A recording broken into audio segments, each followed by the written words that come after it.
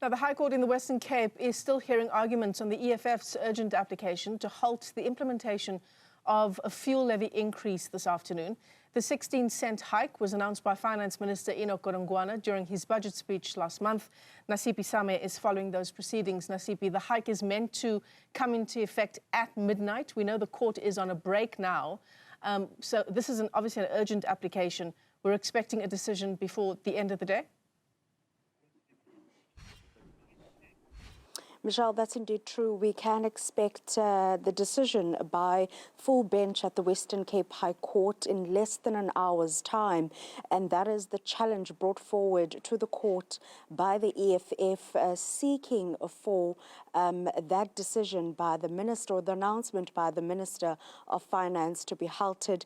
They have described the fuel levy hike as unjust and unconstitutional, which has a ripple effect for those that are a working class, including the poorest of the poor, that already find themselves in a predicament, having to dig a little bit deeper into their pockets, having to provide for their families. However, now I'm joined by the TG of the EFF. I think we'll first start with the relief that the EFF is seeking. Two parts, Part A and Part B. If you could just detail to our viewers what the EFF is seeking from the Western Cape High Court.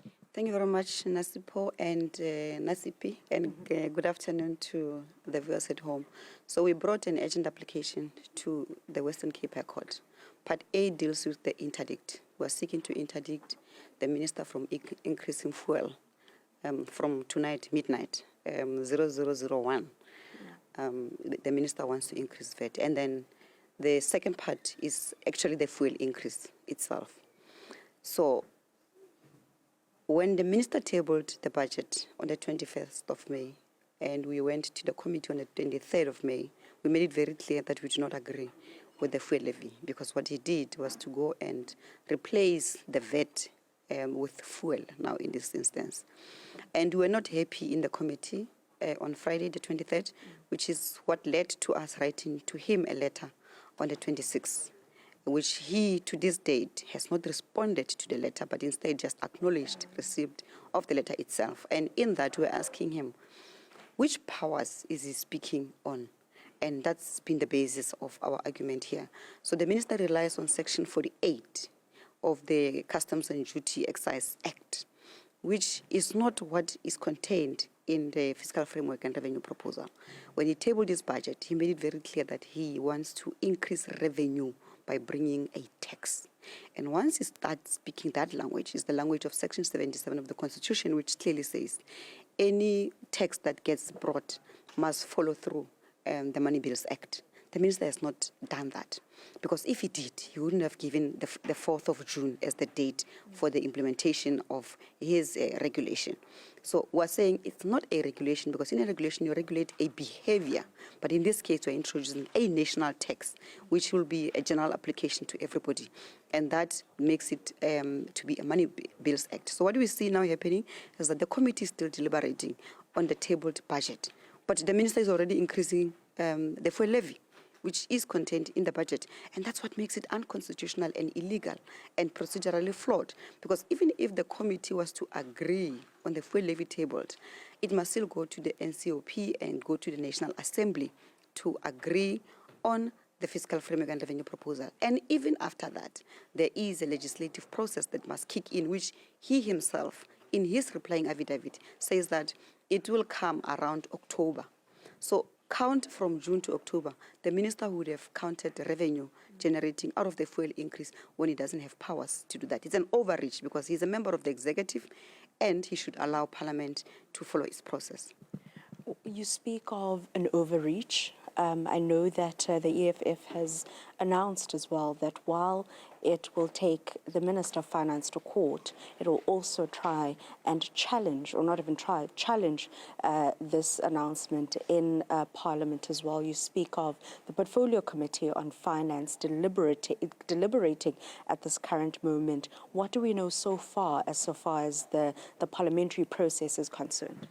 So the parliamentary process, as I stated, it started on the 23rd of May. So the minister tabled on the 21st of May and came to the committee to now outline what he presented to Parliament in detail.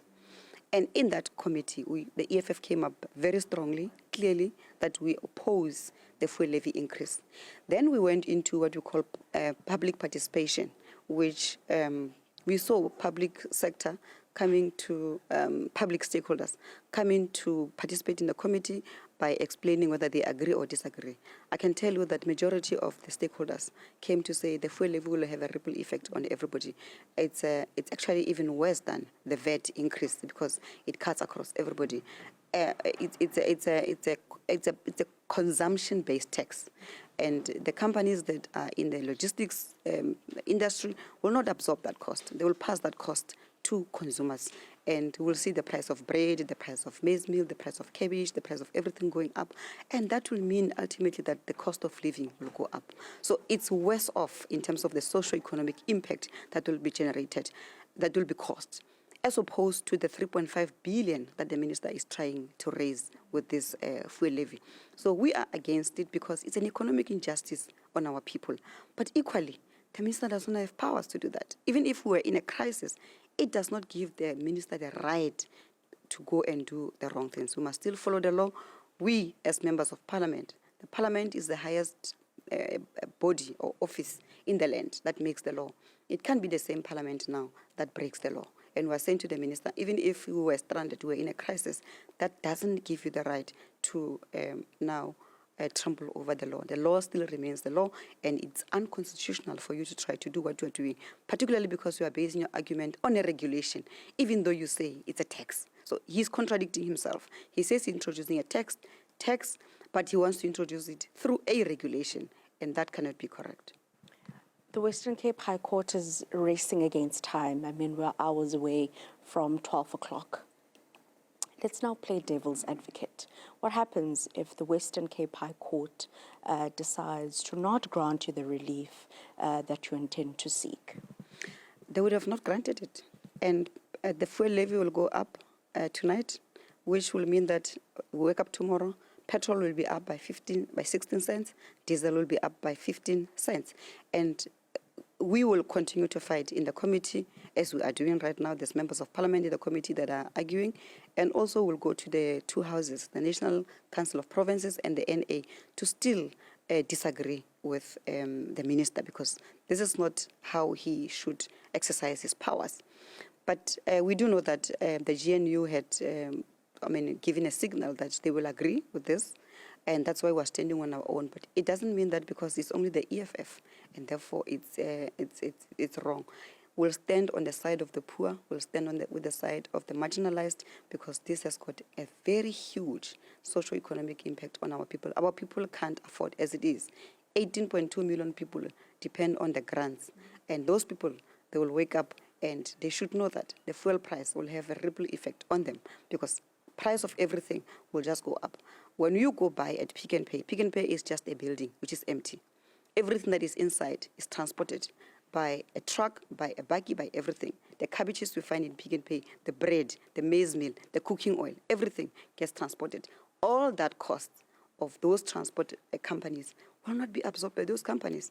They will get into the consumers, and that's why we are really fighting this matter. But equally, it is unconstitutional, so the minister must follow the law for him to want to introduce what he's introducing. And we demonstrated here in court that it can be that Parliament is busy with the process, and you are already collecting money from our poor people. We'll unfortunately have to leave it there. The Treasurer General there of the EFF, Omphile, we know that in a couple of hours, or rather in a couple of minutes, less than an hour, the Western Cape High Court will announce or share their deliberations and decisions, a ruling when it comes to the fuel levy challenge that has been brought by the EFF against the Minister of Finance. We're hearing from the EFF TG here that should the fuel levy hike be implemented as of early hours of tomorrow, it will indeed have a ripple effect on the working class, including the poorest of the poor. However,